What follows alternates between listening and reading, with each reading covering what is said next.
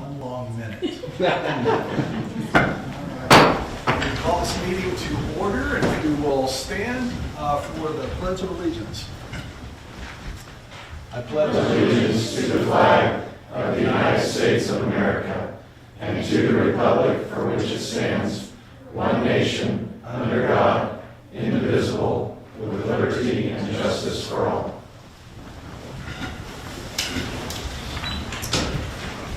Thank you, everyone, for your attendance this evening. And our number 2 item on our agenda, or number 3, I'm sorry, is oath of office. We have several new members of City Council.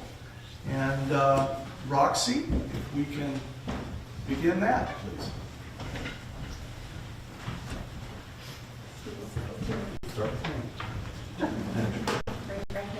I, Clark Schultz, I, Clark Schultz, do solemnly affirm that I will support the Constitution of the United States I will support the Constitution of the United States and the Constitution of the State of Kansas, and the Constitution of the State of Kansas, and faithfully discharge the duties of mayor and faithfully discharge the duties of mayor for the city of Lindsborg, so help me God.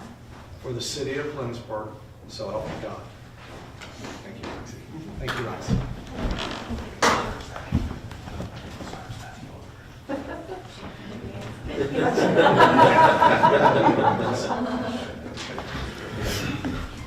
Now, if we could have council, new council members?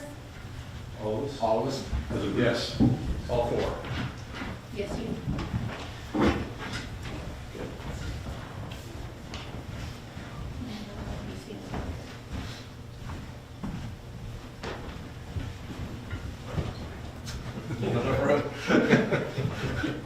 Raise your right hand. I state your name. I, Lindsborg, Do solemnly affirm do solemnly affirm that I will support the Constitution of the United States that I will support the Constitution of the United States and the Constitution of the State of Kansas, and the Constitution of the State of Kansas, and faithfully discharge the duties of council member and faithfully discharge the duties of council member for the city of Lindsborg, so help me God. for the city of Lindsborg, so help me God. That's gonna be 1, 2, 3. Thank you.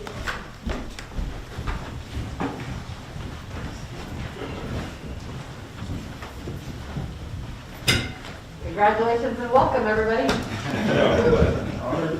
We're a great group. Thank you, Roxy, for administering the oath. And number 4 on our agenda is public input, and I don't believe we have anyone that has signed up for public input. Number 5, our administrator, amendments to the agenda? Have no amendments to the agenda. No amendments. So far, this is going very well. Number 6, the mayor's report. And we have several things that we want to talk about here.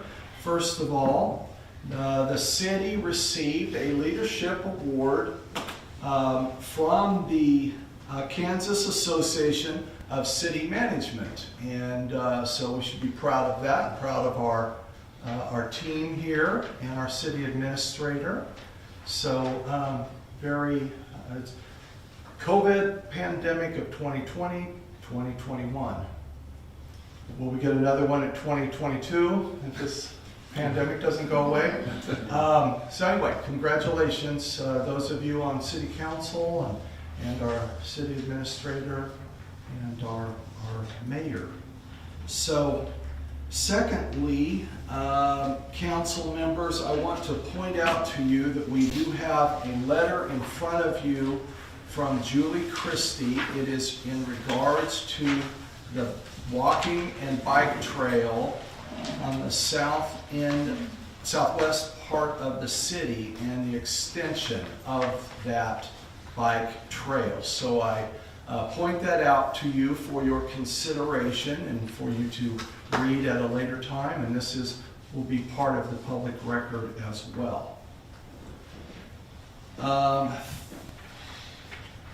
Thirdly, I think that we have some guys, in fact I know we do, Neil and and Jerry and Paul from the Kansas Municipal Energy Agency.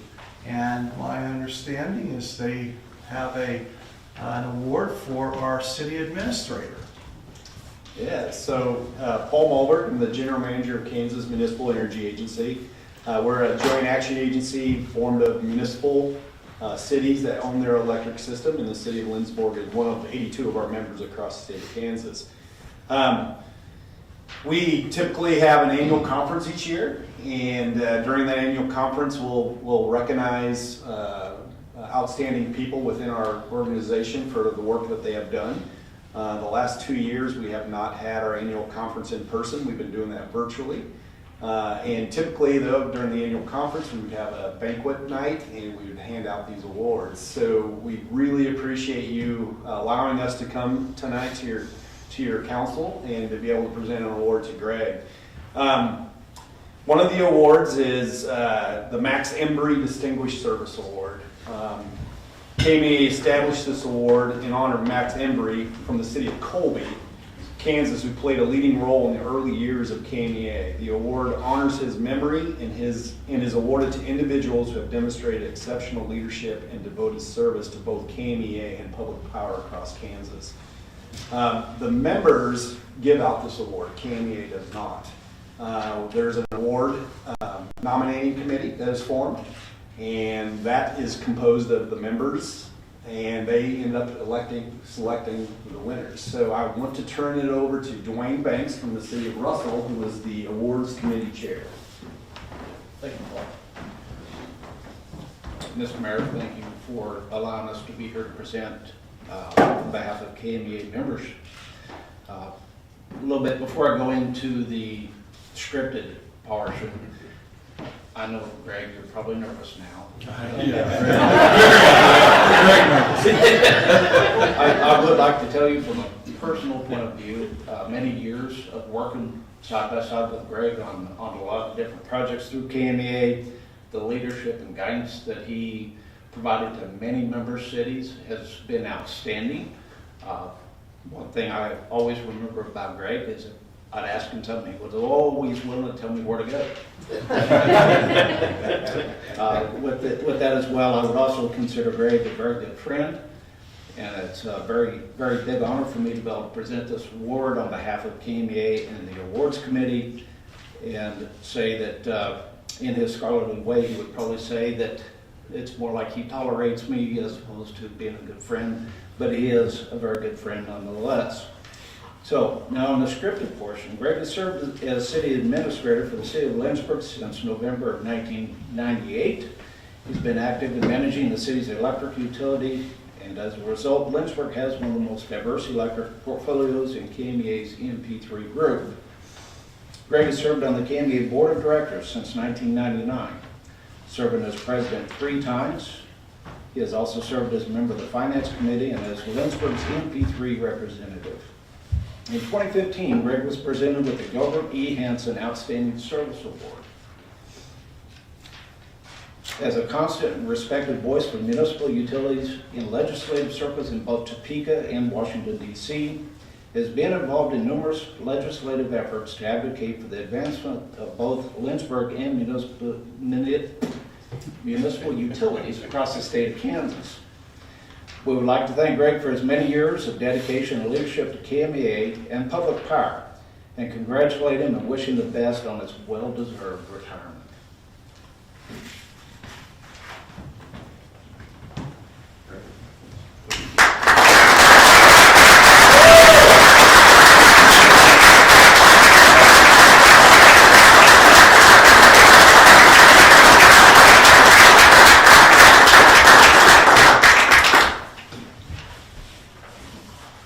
Thank you very much.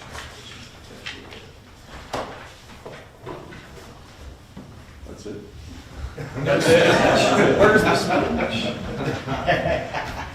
Thank you guys, all you guys for being here today and for presenting that award to Greg, and we appreciate that. We appreciate Greg, which leads me to the 4th item on my on the mayor's report. And First of all, I just want to say I'm honored to be here and to work with all of you, and just feel very, very good about that. I wish it wasn't at a time that we're going to lose Greg, but I appreciate that the 23 years that he has given to the city. And we're not saying goodbye quite yet. He will be here at the next meeting as well. So I'm glad of that. And of course, we're also excited about Christy Northcutt moving back to our community. And we look forward to that as well. But Greg, thank you. In case I forget to tell it to the next meeting, thank you for all you have done over the years, and just been phenomenal. I also just want to mention that I'm very pleased that we have the members that are with us, the council members, starting with Rick, our president, council president, and Rebecca and Kirsten and Blaine and Emil. Thank you for you being here and the institutional memory that you will bring, and glad you are here. And thank for the service of Ed Raditz, Mark Friesen, and Jody Duncan, who are not here. This is the first meeting where they're not here, so we appreciate their effort, and also welcome Tanner Corman and John Presley and Corey Peterson. And very glad that you three are here with me as we start this adventure together. I guess Corey's been around, so he's not exactly starting the adventure. I forgot everything. But also, then lastly, I want to thank personally our mayor. She has just been fantastic through this transition, and has met with me and given me her insight and her wisdom. And I just appreciate it on behalf of the city, which I guess I can now say that. On behalf of the city, we just appreciate Mayor Anderson. What she has given to the community over the years has just been incredible as a business owner and a council member, and in the last 4 years as mayor. And it's her and her family, and I really appreciate all that she's done. And so with that, we'll move on to the next item, which is our consent agenda, which is approval of minutes, payroll, and purchase order. I would entertain a motion to approve our consent agenda. So moved. Second. Okay, we have a motion and a second. And Roxy, if you would do a roll call, please. Emil, Yes. Rebecca. Yes. John, Yes. Rick, Yes. Kirsten, Yes. Blaine, Yes. Corey, Yes. Tanner. Yes. Thank you. Corey sounded a little bit hesitant there. Well, I wasn't here for the last meeting, so I'm a little nervous about the next. Okay. Okay. Thank you, council. Number 8, appointments, planning and zoning. Greg? While we don't have anything in your packet regarding this appointment, Jerry Levitt Sperling, he used to be former city clerk 4 years ago, Roxy? Yes. Yeah, you got it right. On the Planning and Zoning Commission, there are 2 members that live outside the jurisdiction that are appointed to the board, but still within 3 miles of the city limits. She would fulfill one of those positions on the Planning and Zoning Board. So for many of you, you're familiar with Jerry in her work here with the city, and putting her name forward for Planning and Zoning Commission. Okay. We have a motion. Motion to approve. Okay. Second. We have a motion to approve and a second. All in favor signify by saying aye. Aye. Those opposed, no. Ayes appear to have it. Ayes do have it. Thank you. Number 9, Greg, I believe we do not have a report for planning and zoning. Is that No report. no report? Thank you. Number 10, old business. No old business. No old business. And number 11, new business, part A. Holly is here to talk about digital billboard advertising. Welcome, Holly. Just to give those of you who are new to council a little bit of background, we were given some information. The CBB staff was given information by Ron Michael. He had a friend who was with a digital billboard company out of Kansas City, and he said, well, this is a really good thing, and I think they're giving us a good price. There's just no way we can afford to do this. And so when I took a look at it, I gasped and said, neither can I. So thought about it a little bit, though, and I thought this would be a really good opportunity for us. Particularly during COVID, we've had a lot more stateside travel, and we know that Kansas City is a hub for travel, frequently because of the airport and just because of the metro size itself. So putting together different individuals in the community that own businesses, and also with a partnership with the McPherson Convention and Visitors Bureau and the Great Bend Convention and Visitors Bureau, we were able to put together $10,500. And the billboard company was willing to come down just a little bit in cost as well to get us to that place where we wanted to be. And we were able to start running billboards in May and get us cleared almost to Helene's Fest. And during that time, I started looking at other grant opportunities, and we were granted an additional 3 months worth of money through the McPherson County Community Foundation. And now we have been granted an additional grant through the Department of Tourism in their marketing category. And so we have an additional 3 months worth of money to run 3 more months worth of billboards. So we're looking tonight for approval of this expenditure that would be $2,100 a month for 3 months.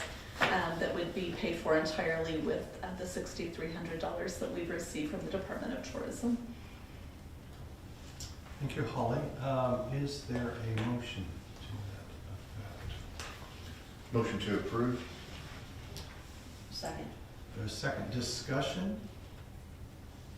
Can you tell me a little bit more about the return, I mean, how you measure that there's a return of visitors from the So that's city tough area? because we don't have any way to count it. I mean, there's just no way to do that. What we have known is that businesses have commented that they're seeing more traffic from that area, and people have said, we saw the billboards there. We've also determined in the next 3 months, not only would we like to use it for tourism, but I think we'll try to put into the rotation of the work for living here, which I think is a fantastic use of those last 3 months if we can add that in. So what is our return? That's really hard to know. It's like anything we do with an ad. There's no way without doing like geolocation where we can actually locate people's phones and then tell when they cross the city limits, and we don't have that ability without paying additional dollars. And we cannot put anything on a Kansas billboard that allows us to track that, such as a QR code or anything that's illegal. So they don't want you snapping pictures while you're driving. Right, Yeah. yeah. And I mean, So- certainly with the grant funds, I mean, this is the intent of the grant, and we should certainly would keep it from, but I am curious about return on investment for billboards, Yeah. because frankly, it's hard to get my head around it, but it must be true. For us, billboards are pretty remarkably good, which I don't think is that way for everyone. I think it depends upon what you put on them.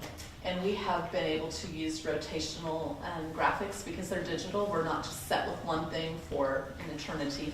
So we've been able to change out our graphics per season and per events and some different things like that. So it's fresh content frequently. But it always says visit Lindsborg, and that was the message that the community who put in their dollars wanted to see, so that people were all going to one place and not trying to find different things. The only one that was different than that was the Sanzane Gallery, and it explained a little bit better what Sanzane was, because just a picture of his with Visit Lindsborg really doesn't say much. So that was one of the partners in that did have a different billboard for that purpose. The billboards there are 6 billboards. We thought initially we would just get 1, but they said they would like to feature us on 6 rotationally. And so those 6 billboards are placed in places where you would see them if you go, say, to the River Market or to the Plaza or to the Power and Light District in and out. So we know that those highly trafficked areas are some areas that those billboards are placed, so that's good for us. The count per month of impressions varies dependent upon how many people are partnering with them for that billboard. So say 1 month there might be one other person, let's say one other company that partners with the billboard. Another month there might be 5 other companies that do. And so, you know, it could be 200,000 impressions, 300,000 impressions. Most of these run probably around 300,000 impressions a month. And to give you an idea, we went ahead with the 2 grants and allowed Great Bend and McPherson to still be in this partnership because they helped support it in the beginning. And they wrote letters of recommendation that we would receive these grants as well. So the thing that we did do though to make it fair, they were given the percentage of views based upon their investment. So if there were 13 billboards and they only provided a 13th of the cost, they would get 1 out of every 13 rotations. So, and they're able to do that because it's a digital platform that they can say, I want this many, you know, to go through per day, and this percentage goes to each one. So. Thank you. Further discussion, questions? We have a motion on the table. Roxy, would you please do a roll call vote? Rick, Yes. Kirsten, Yes. Wayne, Yes. Corey, Yes. Tanner, Yes. John, Yes. Rebecca. Yes. Emo. Yes. Motion passes, thank you. Item B, the Low Income Household Water Assistance Program Agreement. And you would see information in your packet. Greg, could you bring us up to speed on that? Yes, under the, well, it's through the Department of Children and Families, but it's authorized through the American Rescue Plan of 2021 and the Consolidated Appropriations Act of 2021. Some of you may have heard of LEAP, which is Low Income Energy Assistance Program, which has been around for decades. This is a similar type program, but it is for water and wastewater services for low-income individuals where they would make application to the Department of Children and Families. Upon approval, the DCF would contact that utility provider for those services. The funding would go to that utility provider, and they get it's a fixed amount that gets approved for each party that's approved. We hold that money and then we draw down that money as their utility bills come through. In your packet is the agreement that would be between DCF and the city of Lindsborg. It has been reviewed by the city attorney. While the dates are not listed in it, the reason is because it's an appropriation of a total of $9 million. Statewide program. It's a one-time program as it currently exists, so we don't know how long the program will last. As I mentioned, the city attorney, I neglected earlier to introduce Zach Strella with Carstetter and Bina. Recently joined the firm, sitting in for Bill Gresenius this evening, so welcome, Zach. And with that, Any questions? Discussion? I would entertain a motion. So moved. Second. Any discussion? Further discussion? Seeing no further discussion, all in favor signify by saying aye. Aye. Those opposed, no. Ayes appear to have it. Ayes do have it. Motion passes. Thank you, council. Item C, Elmwood Cemetery, fiscal sponsor. Just come on up and give us your name. Tim Bowler, I'm on the board chair for Elmwood Cemetery, and we're asking for the city to be our fiscal sponsor for some grants that we're putting for equipment and plotting software that we're trying to get so people could find their plots and stuff easier that can go online. Excuse me. The equipment is, we're trying to get a new tractor, which our budget doesn't account for. So Celeste Carlson down at McPherson County Foundation we've been working with her on grants, and she says that we need a fiscal sponsor, but tonight, David said we might not need it, but we're still asking just in case. So, that's what I'm here for. Sure. Well, thank you, Tim, for being here. Is there questions for Tim? I mean, I don't know anything about, I know where the Elmwood Cemetery is, but are you guys a nonprofit or? We're a nonprofit. I mean, we're part of CIMIT. We get money from the city and the township, so we're a nonprofit organization. So, So you have your 501c3 status? no, So we you're not. never applied for it. So, So you're not a nonprofit, which is why you need a Well, fiscal agent. Got it, kind okay. Got it, we're under the city and the county, so.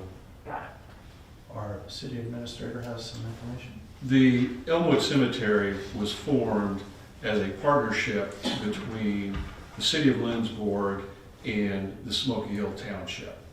It's quasi-municipal, and the city of Lindsborg appoints 3 board members, the township appoints 2. They operate autonomously in terms of policy and operations, but the two entities appoint board members because of the partnership to establish the cemetery. So it is a nonprofit and tax exempt, but it's under government status then? Correct. Okay. Yes. I've never heard of it. Okay. Councilman Peterson, do you have a question? I'm not familiar with the term fiscal sponsor. That's even It's what you're gonna recognized have to term? get a grant. So- Fiscal Is agents, it- fiscal agents, yes.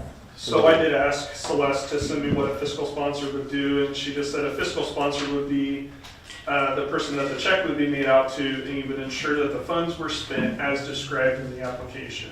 So the applicant would still be responsible for completing the grant agreement and the final evaluation as required by the grant application process.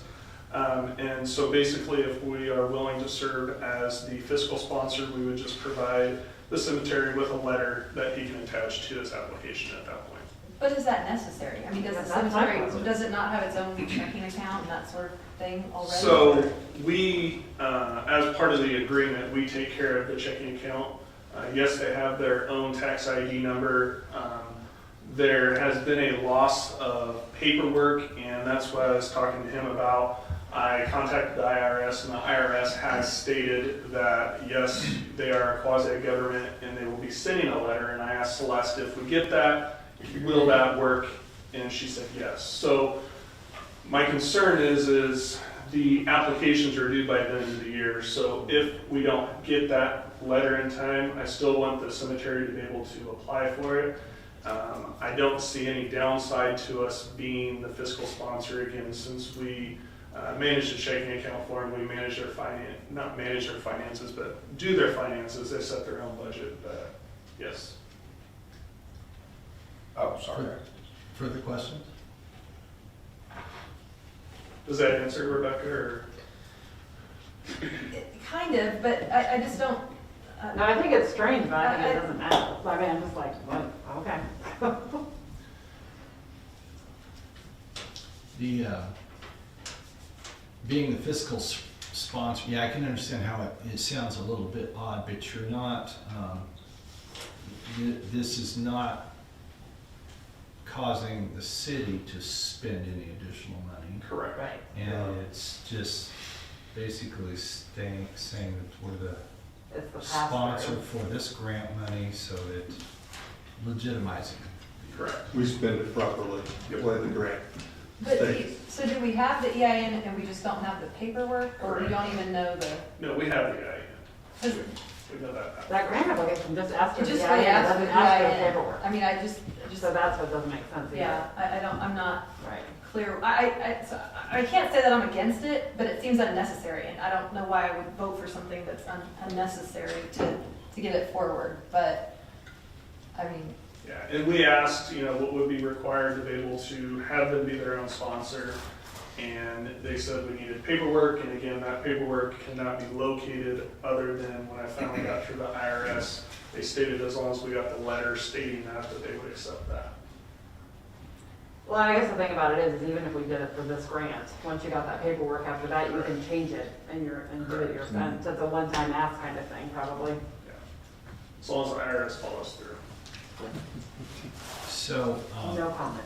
But I mean, I will say that is contrary to the policy that I've experienced in those grants before, which is they ask you for the EIN, you provide the EIN, and you're done. Well, but what I'm not remembering is if you set it up originally, when you have to do a repeat, when you do the original creating the account, I think you do actually have to do paperwork. So if you're doing a repeat grant, they're not asking for it again because they have it on file. Okay, understood. Because we don't have the EIN letter stating that it was issued, Understood. and that's what we're asking Yeah, for. understood. No further questions. Sorry, we're grant nerds, you can tell. the, David would, so, or either of you are, if, of course, I don't know what the will of the council is, but the deadline is December 31st. 31st is for the, I think the nut, and then the other one is McPherson County is like March, so. So in theory, we could wait till the next meeting, but you just assume Well, we, things done. Celeste says you try to do the David Duck Foundation money for the equipment, and then the software is not expensive, so we'd probably use the McPherson County Foundation one. Okay, thank you. Any further, entertain a motion if there is one? I'll make a motion to approve. Second. Okay, we have a motion, a second, any further discussion?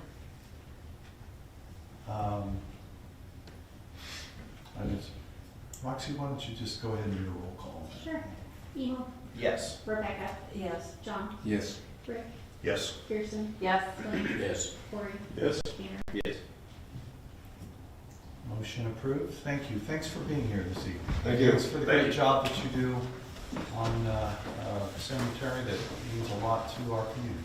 You're welcome.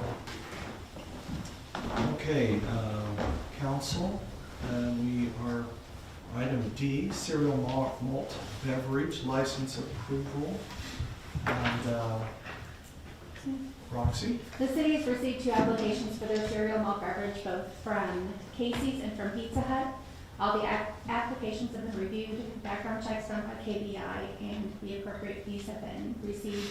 So we are just looking for a motion to approve Casey's and Pizza Hut's CMD license for 2022. Motion to approve. Second. We have a motion and a second. Discussion? Do they have to renew that every year and go through this process? So we could probably expect more of these, because I am assuming the deadline is the end of the year. Yes, So, okay, so we're gonna have other places next meeting then. Okay, potentially. potentially. Okay, we have a motion on the table. All in favor signify by saying aye. Aye. Those opposed, no. Ayes appear to have it. Ayes do have it. Motion passes. Thank you. Council, I don't believe we need an executive session this evening. No, no, we do not. And other business? Seeing no further business, I would entertain a motion to adjourn. So moved. Second. We have a motion and second. All in favor signify by saying aye. Aye. Those opposed, no. We are adjourned. Thank you, City Council. We'll see you in a couple weeks.